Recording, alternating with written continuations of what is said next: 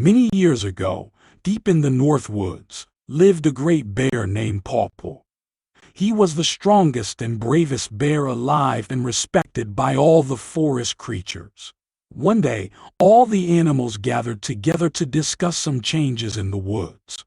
A new animal that walked on two legs and was covered in strange fur was making its home nearby. They needed a leader and could think of no one better than Paw Paw. They all marched to Paw Paw's cave and asked if he would be the king of the forest. Paw Paw was thrilled, and even though he didn't know what being a king was all about, he gladly accepted. Paw Paw then said, "I will need some helpers, and I want Crowley Crow and Willard Weasel to be my advisors." Well, Crowley and Willard were honored, and both agreed to work with King Paw Paw. One day, Slither, the snake, visited King Paw Paw and told him of a strange animal he saw close by.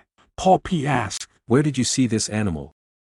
Slither replied, "It lives with the strange, two-legged creature at the edge of our woods." Paw Paw thought for a moment and said, "Willard and Crowley, go to the edge of the woods and see what this animal is." Within moments, his two helpers were on their way. Some time later, Willard and Crowley returned and excitedly told King Paw Paw that there was indeed a strange animal at the edge of the woods. It was small, maybe the size of Bobby Beaver, and it had a strange, barking voice instead of a yelp or howl. All three sat for a long time thinking about the strange newcomer that lived so close to their woods. Finally, King Paw Paw said, "We must go and meet this animal." All three got up and left King Paw Paw's cave.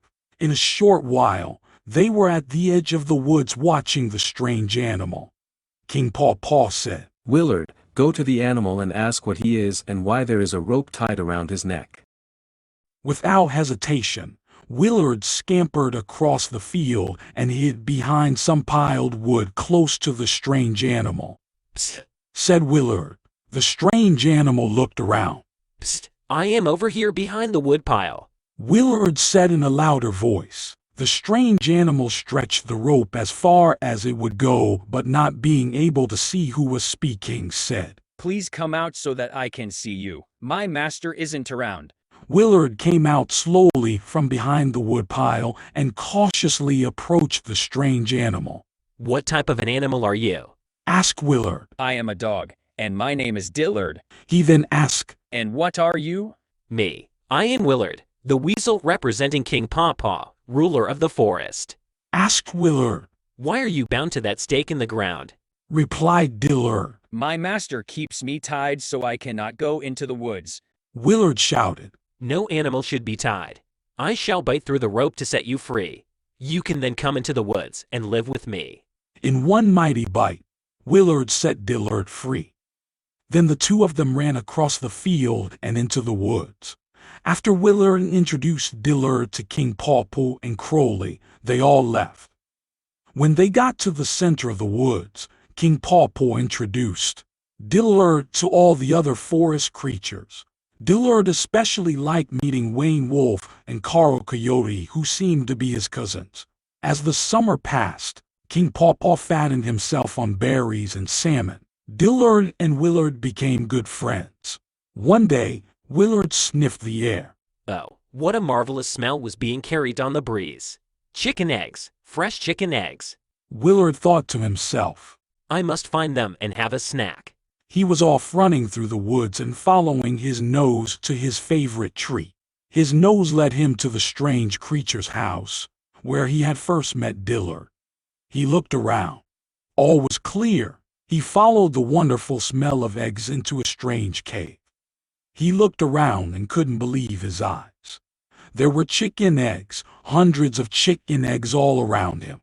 As he reached for an egg, a chicken saw him and sounded the alarm. Soon all the chickens were clucking, squawking, and making a fuss that he heard something behind him. As he turned, he saw the strange creature that lived there, the one that Dillard called Master. There was no escape, and Willard was terrified. The strange creature looked at Willard and said, "You varmint! You are the weasel that set Dillard free. Why I ought to." But before he could finish, Willard yelled out, Wait, don't do anything to me. I can return Dillard to you. Just let me pass, and Dillard will be back in a very short time. The strange creature stepped aside and let Willard free. When Willard returned to the woods, he ran to his friend. Dillard, quick, follow me. I need your help.